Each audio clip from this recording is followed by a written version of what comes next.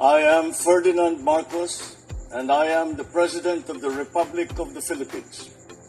I stand today on behalf of 110 million Filipinos. And hello universe, it's me again. Ayan, shoutout sa mga Marcos loyalists. Nakikita nyo guys yung nakikita ako.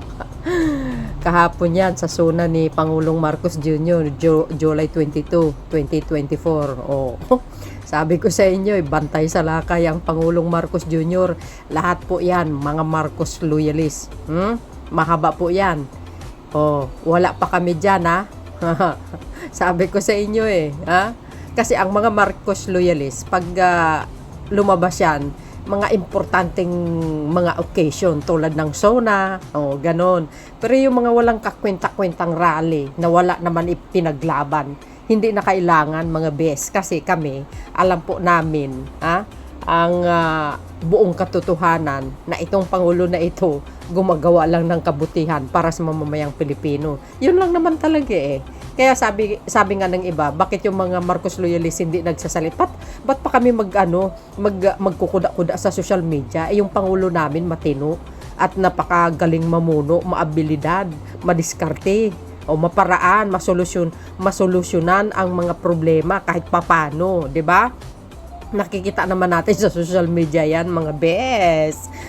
See? Ayan sample lang yan, mga bes. Wala pa kami dyan. Paano yan pag nagkumpul-kumpul ang mga Marcos loyalists mula Luzon, Visayas at Mindanao? Baka hindi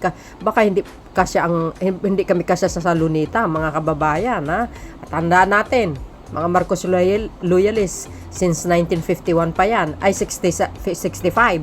Mula nung umupo ang dating Pangulong Marcos Sr. hanggang ngayon sa Marcos Jr. Gabulto-bulto na kami, no? Nanganganak na, may apo na. Ganun. Plus yung mga bagong supporters pa. Ganun. See? Tingnan nga natin.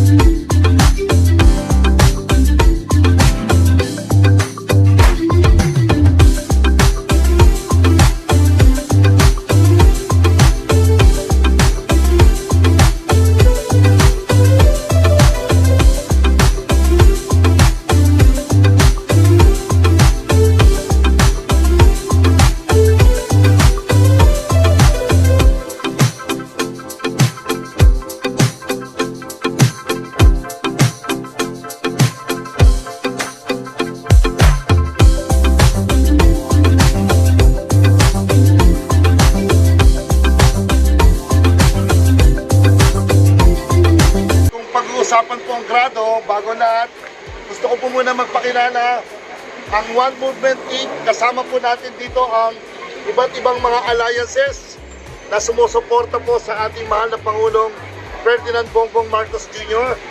Kami po ay hindi po magsasawa at kung ano po yung commitment namin, kung paano po namin siya binoto, hanggang ngayon po ay hindi po yung pumupupas at tuloy-tuloy po kami sumusuporta sa kanyang mga programa.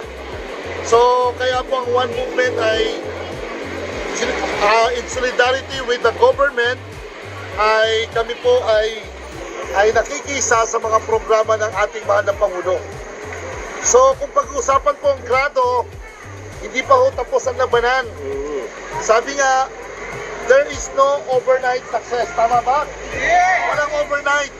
Everything must go through the process.